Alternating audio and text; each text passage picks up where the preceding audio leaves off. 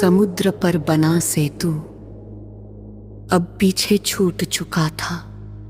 सामने लंका थी सोने की, दीवारों में घिरी हुई, पर भीतर भय की महीन दरारें उतर चुकी थी। युद्ध का प्रथम दिन जैसे किसी महागाथा का पहला उग्र श्लोक बनने जा रहा था। रातक काल जब आकाश के केसरिया रंग ने क्षितिज को छुआ, श्री राम ने धनुष उठाया। उनके साथ थे अनुज लक्ष्मण, दोनों के नेत्र शांत थे। वानर सेना में उत्साह की लहर थी। अग्रिम पंक्ति में हनुमान खड़े थे,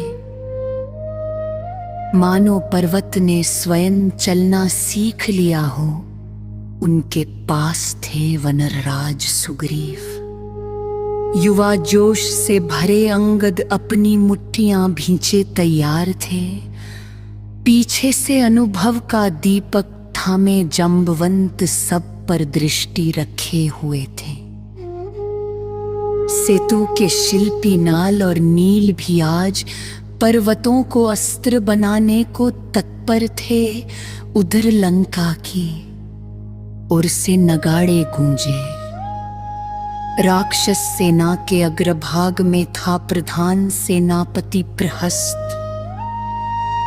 उसके पीछे रथ पर आरूढ़ था मायावी योद्धा इंद्रजीत। दूर स्वर्ण महल से यह सब देख रहा था।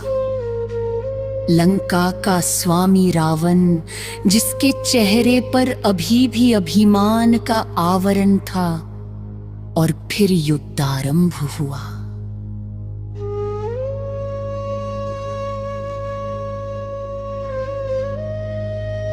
प्रहस्त ने सबसे पहले बाणों की वर्षा की। आकाश तीरों से ढक गया। प्रत्युत्तर में नील और नल ने विशाल वृक्ष उखाड़कर राक्षस सेना पर फेंके। धूल का बादल उठ खड़ा हुआ। अंगद ने आगे बढ़कर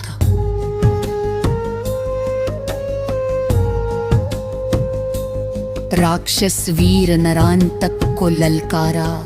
दोनों के बीच ऐसा मल्ल युद्ध हुआ कि भूमि कांप उठी। अंगद का प्रहार वज्र सा गिरा और नरांतक का संतुलन डगमगा गया। उधर हनुमान रणभूमि में तूफानी गति से घूम रहे थे। एक हाथ से रथ उठाते, दूसरे से योद्धा पटक देते। महापार्श और महादर जैसे बलशाली राक्षस उनके सामने टिक न सके। जहां हनुमान जाते, वहां राक्षसों की पंक्तियां छिन्न भिन्न हो जाती। इंद्रजीत ने देखा कि साधारण युद्ध से बात नहीं बनेगी। उसने मायावी अस्त्रों का प्रयोग किया। वह आकाश में अदृश्य हो गया और ऊपर से बाणों की वर्षा करने लगा। वानर सेना कुछ क्षणों के लिए भ्रमित हो उठी। तभी लक्ष्मण आगे आए। उनकी दृष्टि ने दिशा पहचान ली। उन्होंने तीव्र बाण चलाए जो इंद्रजीत की अदृश्य चाल को भेदने लगे। आकाश में बाणों का जाल चमक उठा। तभी श्री राम स्वयं अग्रिम पंक्ति में आए। उनका धनुष तनते ही वातावरण बदल गया। उनके बाणों में केवल वेग नहीं, धर्म का भार भी था। उन्होंने अनेक राक्षसों को धराशायी किया। उनकी उपस्थिति से वानर सेना में नई ऊर्जा भर गई। सुग्रीव ने इस अवसर पर शत्रु दल के एक बड़े हिस्से को पीछे धकेल दिया। दोपहर तक रणभूमि विकराल दृश्य बन चुकी थी। जांबवंत घायल वानरों को संभालते, उन्हें पुनः संगठित करते नल और नील। फिर से वृक्षों का ढेर लेकर लौटते। रावण महल की ऊंचाई से यह सब देख रहा था। उसके सेनापति घायल हो रहे थे। पहली बार उसके चेहरे पर चिंता की हल्की रेखा उभरी, पर उसका अहंकार अब भी उसे युद्ध भूमि में उतरने से रोक रहा था। संध्या का रंग धीरे धीरे आकाश पर फैलने लगा।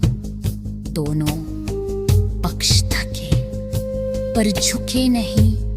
शमखनाद के साथ उस दिन का युद्ध विराम हुआ। वानर शिविर में श्री राम ने सबको धैर्य दिया। उन्होंने कहा कि ये युद्ध केवल का नहीं, सत्य का है। उधर लंका में रावण मौन था। इस प्रकार प्रथम दिन समाप्त हुआ। निर्णय शेष था पर संकेत स्पष्ट था। रणभूमि में ते फैलिया था कि धर्म की जरे गहे है। अगले दिन की प्रतीक्षा में उधरती